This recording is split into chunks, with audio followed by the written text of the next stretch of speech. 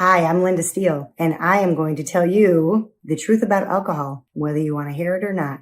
I often have clients come to me after the weekend and go, guess what? I didn't drink beer this weekend. I had wine instead. So I did really good. And I'm trying to figure out how the good happened with that because I actually told them don't drink alcohol. 1 glass of wine versus 1 beer versus 1 shot of hard liquor have about the same amount of alcohol in it. So try not to be fooled that drinking one over the other is better. Typically, somebody will argue that the carbohydrates in wine or beer is higher than the carbohydrates in hard liquor. And that's probably true, but it's never the carbohydrates that I'm concerned about when my clients are drinking alcohol. It's the alcohol. Alcohol kills biological matter, period. It does. If you get a cut on your body, we clean it with alcohol. It kills the germs. It kills biological matter.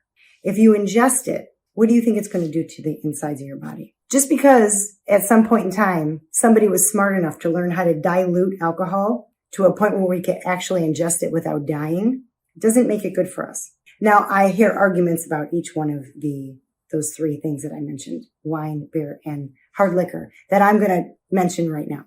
The one argument that comes up often is the fact that these 3 types of liquors contain antioxidants. Antioxidants are enzymes that fight off free radicals or chemicals that cause illness. It's even said that antioxidants can fight off cancer. So antioxidants are great. And yes, they're found in wine, in beer, and even in hard liquor. But you know where else you can find antioxidants?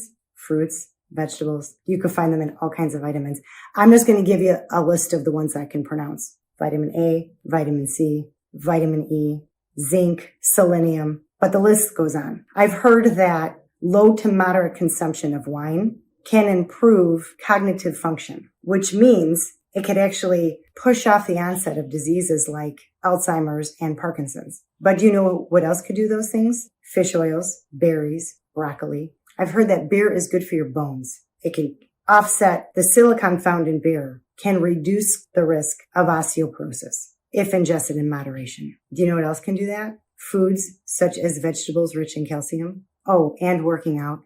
Beer is associated with the lower risk of cardiovascular disease. I can see that. I can see how having a beer in a very stressful situation can take things down a notch. And we all know that stress is associated with cardiovascular disease. But you know what else can do that? Eating clean and working out.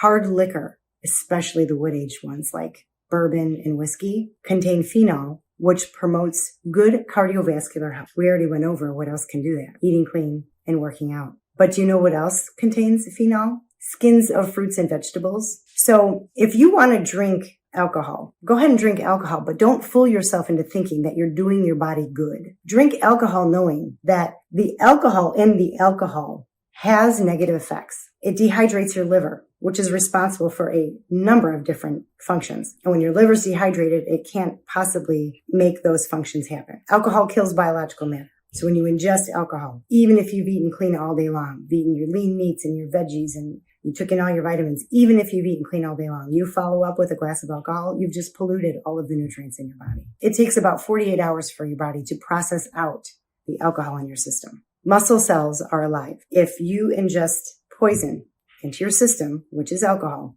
it is very difficult for your muscle cells to stay alive. It's hard enough to build muscle. It's hard enough to sustain the muscle we have. So why would we make our bodies have to try to fight off this poison in order to salvage muscle cells? Muscle is very important. If you're trying to build muscle efficiently or salvage the muscle you have, it would take almost a miracle for you to do that if alcohol is part of your routine.